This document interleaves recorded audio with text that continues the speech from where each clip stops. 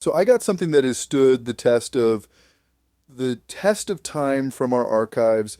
This is from 2011, but it is like more relevant today than it was 14 years ago. It's this blog post called I'm Christian Unless You're Gay. Oh yeah, that's the one by Dan Pierce, right? The single dad laughing guy? Man, that thing absolutely blew up back then. Yeah, exactly. And it really, really struck a chord with people across, both religious communities and social media in general. I actually responded to it with a YouTube video back then because I felt like there was more to discuss. And that's what I love about Disruptarian Radio. We're willing to, dive into these complex topics that aren't just black and white. There's so much nuance that gets lost when things go viral. And this piece was definitely one of those cases. Totally. And what's interesting is that the original article has been removed from Pierce's blog, but thankfully the Internet Archive preserved it. That's actually why I wanted to revisit this today. Yeah, and it's such a perfect example of why we need to support things like the Internet Archive, right? Because cultural memory matters, especially now when, controversial content just quietly disappears when it doesn't fit whatever the current narrative is. Exactly. So today we're going to break down what this viral post got right, what it got wrong, and why I think the conversation around Christianity, tolerance, and LGBTQ rights is even more important to get right today than it was back then. And we're going to try to do it with both truth and compassion, which is, and I cannot stress this enough, really what's missing from most discussions on this topic these days. So let's talk about this viral article that Dan Pierce wrote. The whole thing was called I'm Christian Unless You're Gay, and it spread like wildfire back in 2011. It totally did. And what's really interesting about that piece is how it managed to touch so many people across different communities. Like, you had Christians sharing it, you had LGBTQ folks sharing it, you had people who weren't even religious at all sharing it. It just resonated with this massive audience. Yeah, I mean, the basic premise was pretty straightforward, right? Pierce was essentially calling out this hypocrisy he saw in Christian communities where people would claim to follow Christ's teachings about love and acceptance, but then treat gay individuals with disdain or contempt. Exactly. He was really targeting that disconnect between what Christians say they believe and how they actually behave, He shared this personal story about how his mom initially had this negative reaction when he told her to imagine he was gay as part of an experiment, and then how she had this change of heart after reflecting on it. And that part of the message it's hard to argue with, right? I mean, I've seen that same kind of hypocrisy firsthand. When I lived in, heavily Mormon areas, I saw plenty of that pious backstabbing where people would smile to your face and then totally judge you behind closed doors. Oh, for sure. And that's why I connected with so many people. Because regardless of your beliefs, nobody likes that fake kindness thing. You know what I mean? Where someone acts like they love everyone, but their actions tell a completely different story. Absolutely. But where the article started to get complicated, and this is why I felt compelled to respond back then, is that Pierce he went beyond just saying, hey, Christians should be kinder to gay people. He basically started suggesting that if you disagreed with homosexuality at all, you weren't really following Christ. Right.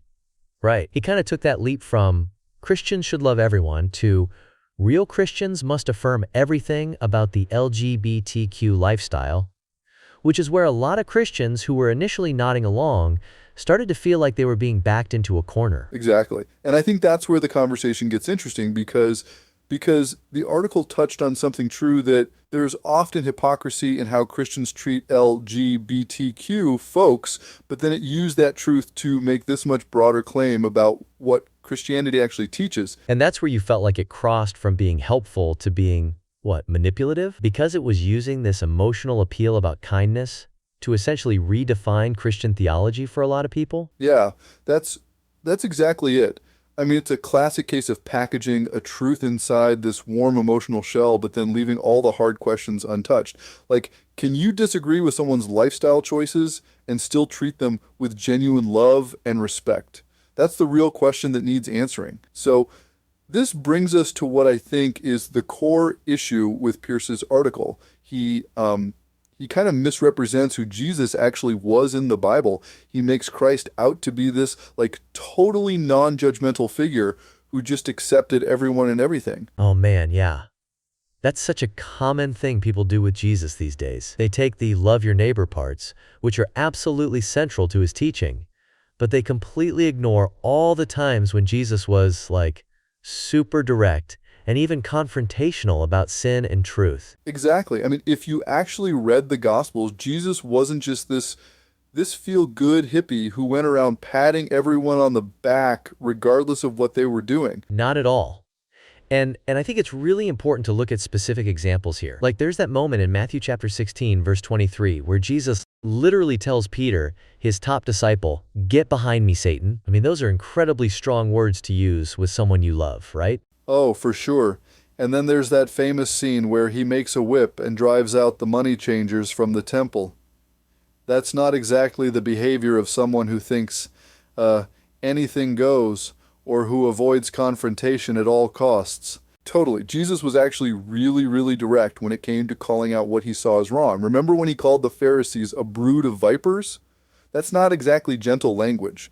But the thing is, Jesus reserved his harshest criticism for the religious hypocrites, the people who claimed to represent God but were misleading others. That's such an important distinction. It's like Jesus was most upset with those who distorted religious truth while pretending to uphold it. And in a way, isn't that what Pierce is criticizing too? The hypocrisy? Exactly. The irony is that Pierce is absolutely right to call out Christian hypocrisy. That's very Christ-like. But then he goes and creates this version of Jesus that never existed in Scripture. It's like he's saying, Jesus never judged anyone, when the Gospels clearly show that he did. He just judged with perfect wisdom and love, not with the pettiness and tribalism we humans often fall into. So would you say that the real issue here isn't about whether Christians should love gay people, because of course they should, but about whether love means you have to agree with everything someone does or believes? Yes, that's it exactly. Real love sometimes means speaking uncomfortable truths. Jesus loved people enough to tell them when they were on a destructive path. The question isn't, should Christians love everyone? Because that answer is obviously yes. The real question is, what does genuine love look like? And sometimes, love looks like disagreement expressed with respect and care. That's a really nuanced position that gets lost in these kinds of viral emotional appeals. So, one thing that I think really needs unpacking here is this whole idea of tolerance that Pierce pushes in his article. Because, like, when you actually think about it, everyone has limits to what they'll tolerate, right? Oh, absolutely. That's such a good point. The word tolerance gets thrown around a lot, but nobody, and I mean nobody, is completely tolerant of everything. And that's actually, that's not a bad thing, you know? It's just human nature, and it's how society functions. Right, because we don't tolerate things like murder or theft or abuse.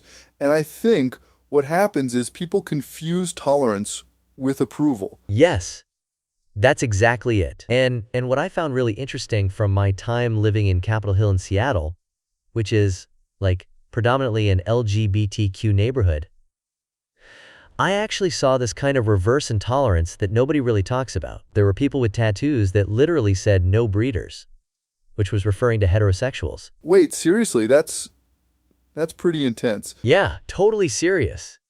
And I knew gay folks who would mock straight couples as selfish for having children. And that's not just intolerance. It's tribalism, and it cuts both ways, right? Just because someone has experienced discrimination doesn't mean they can't also discriminate against others once they feel they have some power or influence. That's such an important point. It's like when any group becomes the majority or gains cultural power, there's this tendency to then marginalize others who disagree. Exactly. And that's what I think is so problematic about Pierce's approach. He's demanding this one-sided tolerance, where Christians have to affirm everything about LGBTQ lifestyles, but there's no reciprocal expectation that LGBTQ advocates should try to understand or respect traditional Christian viewpoints. So what you're saying is that real tolerance isn't about demanding everyone agree with you, but about finding ways to coexist despite real differences? Yes. Real tolerance is saying, I disagree with you on some fundamental things, but I still respect your humanity and your right to make your own choices. That's much harder than demanding everyone think the same way. And honestly, when we demand that kind of conformity under the guise of tolerance, we actually create deeper divisions and resentment. I've noticed that too. When People feel like they're being forced to abandon their deeply held beliefs just to be considered a decent person. They don't usually change their minds. They just go underground with those beliefs and become more entrenched. Totally. And that's why I think this approach of emotional blackmail, like, if you don't affirm everything I do, you don't really love me, it's actually counterproductive if the goal is genuine understanding and harmony. Real progress happens through honest dialogue, where we can acknowledge our differences while still treating each other with respect. So here's the thing. When we talk about love, especially in this context, I think there's this really important distinction that we need to make between like real authentic love and what Pierce is actually advocating for, which seems more like emotional manipulation. Oh my gosh, yes. This is such an important point. What Pierce is describing isn't really love, it's emotional blackmail. It's basically saying, if you don't agree with someone's life choices, you hate them. And that's just not what love is, you know? That's creating this false binary, where either you completely affirm everything about a person, or you're somehow against them. Exactly. And that's not how real relationships work, right? I mean, do you agree with everything that your closest friends and family members do? Not at all. Real love, genuine love, actually says, I care about you deeply, even when I disagree with you. That kind of love is so much harder. It doesn't win likes or clicks or, go viral on social media. But it's honest. And it's really the only kind of love that can lead to actual peace between people with different viewpoints. I think what's really ironic about Pierce's blog post is that it was supposedly designed to create understanding, but it actually shut down conversation by demanding this kind of like total conformity. Exactly. It's like, agree with me or you're not a real Christian. That's not unity. That's not bringing people together. That's just ideological conformity dressed up as compassion. And honestly, it shows a lack of respect for people who hold traditional religious beliefs. So what do you think real dialogue looks like then between like traditional Christians and the LGBTQ community? Well, real dialogue starts with honesty. It means saying, I believe what I believe, and you believe what you believe, and we might never agree on certain things, and that's okay. It means recognizing that someone can disagree with aspects of your life without hating you as a person. I think there's also this element of humility that's missing in a lot of these conversations. Absolutely. Humility is key. Nobody has all the answers, right? And when we approach these conversations with genuine curiosity and respect, we create space for real understanding. Love doesn't demand that you abandon your principles. Love says, I see you as valuable regardless of whether we agree. That's so true. And I think that kind of love, it takes a lot more courage than just demanding everyone think the same way. It really does. And honestly, that's what makes it so powerful. When you can look at someone and say, we have fundamental disagreements about important things, but I still respect you and want the best for you. That's when real bridges get built. Everything else is just it's just posturing, It's just performance. So I think this is where like the libertarian perspective offers something really unique to this whole conversation because, it kind of cuts through a lot of the noise. Oh, absolutely. And I think this is something that's totally missing from Pierce's piece. See, from a libertarian standpoint, I can support someone's legal rights without necessarily affirming all their life choices. That's actually the beauty of it, right? Like, I personally support gay marriage, but not because I'm making any moral judgment about the lifestyle. It's because I fundamentally believe in freedom. Right, so it's more about the government staying out of people's personal decisions. Exactly. The government has absolutely no business telling consenting adults who they can or can't marry. None. Zero. And this is where, I've always respected Ron Paul's consistency on this. He defended personal liberty across the board, not just when it was convenient or aligned with his personal beliefs. I think that's a really important distinction that gets lost in these debates. It really does. And here's the thing. I also believe Mormons should be able to practice polygamy if it's between consenting adults. I mean, if you're not hurting children or violating others' rights, government should just, stay out of it, Liberty doesn't mean celebrating everything. It means choosing your own path and letting others choose theirs. So it's like, you can disagree with someone's choices, but still defend their right to make them. Yes, That's it exactly. As long as you respect others' rights, your personal life isn't my business, and mine isn't yours. And that creates this amazing middle ground, where we don't have to force everyone to approve of everything. We just have to respect each other's freedom. Do you think that's why this perspective isn't more popular? Because it doesn't fit neatly into either side's narrative. Oh man, totally. Both sides want complete victory, right? Traditional religious folks often want their moral standards encoded in law. And many LGBTQ activists want not just legal rights, but mandatory approval from everyone. The libertarian view is like, hey, you do you, and I'll do me, and we don't have to agree on everything to coexist peacefully. That seems so reasonable. Why is it so hard? Because reasonable doesn't fire people up. Reasonable doesn't get clicks or votes or donations. But I really think it's the only sustainable path forward in a diverse society. We have to learn to live with disagreement without demanding conformity from everyone else. And I guess this also means that, like, religious people should be free to practice their faith without government interference too, right? Absolutely. Religious freedom and gay rights aren't actually in conflict if we approach them from a liberty perspective. A baker shouldn't be forced to create art that violates their beliefs. And a gay couple shouldn't be denied basic government services. There's room for everyone if we just stop trying to control each other, you know? I've noticed something really concerning in this whole discussion that, like, doesn't get talked about enough. What would you say is the real danger here beyond just disagreements? You know what? The real danger isn't Christian hypocrisy or gay pride. It's mob mentality. That's it. It's this herd psychology that takes over when any group at all, becomes a majority and then starts to, marginalize others. I've seen it everywhere, man. I saw it in Mormonism. I saw it in LGBTQ communities. I saw it in politics.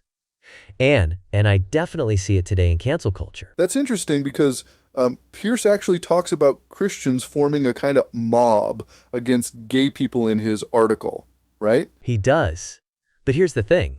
What about LGBTQ activists who call for people to be fired, banned, or censored for holding traditional views on marriage? What about the social mob that attacks anyone who won't post a rainbow emoji in June?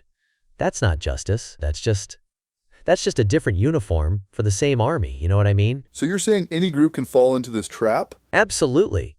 Look, power corrupts. That's just human nature. When I lived on Capitol Hill in Seattle, which is predominantly LGBTQ, I saw this kind of reverse intolerance that nobody talks about. I saw tattoos that literally said, "No breeders," referring to heterosexuals. I knew gay folks who mocked straight couples as selfish for having children. That's not just intolerance. It's tribalism, and it cuts both ways, man. Wow, I didn't realize that was happening. Yeah, and that's because we don't talk about it. Just because you've been mistreated doesn't mean you're incapable of mistreating others once you're in power. That's a lesson Christians and LGBTQ activists alike really need to understand. The oppressed can easily become the oppressor if we're not careful. Do you think social media has made this mob mentality worse? Oh my God, yes. Social media is it's like gasoline on this fire. It rewards the most extreme voices, it encourages pile-ons, and it makes it so easy to dehumanize people who disagree with you. 10 years ago, if you had a disagreement with someone, you'd talk it out face to face. Now, people just try to destroy each other's lives online. It's totally toxic. And I guess we all participate in it sometimes without even realizing. That's the scariest part. We can all slip into this mob mentality so easily. One day you're defending tolerance, and the next day you're sending hate mail to someone who expressed the wrong opinion. We need to be constantly checking ourselves, constantly asking, am I actually being consistent here, or am I just going along with my tribe? Because at the end of the day, destroying someone who disagrees with you, that's not progress. That's just revenge. Something that's been on my mind throughout this whole conversation is, how do people actually talk about Christ in these discussions? Like, is there a right way to do it? You know what? This is such a critical point. If you want to reach Christians, don't insult them by misrepresenting who Christ was. Don't paint him as someone he wasn't. That's not persuasive. It's actually really offensive to people who take their faith seriously. What do you mean by misrepresenting? Like in Pierce's article, he kind of portrays Jesus as this ultra-tolerant figure who never judged anyone and just loved everybody unconditionally. And And while Christ absolutely taught love and mercy, he wasn't some feel-good hippie who let anything slide in the name of inclusion, right? That's just not accurate to the biblical text. I guess most people haven't actually read the Bible fully. Exactly. Most people haven't.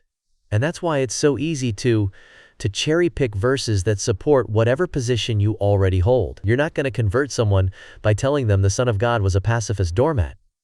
You'll just make them tune you out. Instead, talk about Christ as he was, a radical teacher of truth, who confronted the powerful, defended the vulnerable, and took sin seriously. How do you think this misrepresentation affects the broader conversation? It totally undermines constructive dialogue, man. When you misrepresent someone's religious figure, whether it's Jesus, Muhammad, Buddha, whoever, you're telling them, I don't respect your tradition enough to understand it accurately. And once that happens, the conversation is over. People with traditional beliefs feel alienated and dismissed, and they just check out of the conversation entirely. So it's almost like intellectual dishonesty? It is intellectual dishonesty, and it creates this false dichotomy where you have to choose between being loving and being truthful. But real Christianity, and I'd argue real maturity in any worldview, holds both.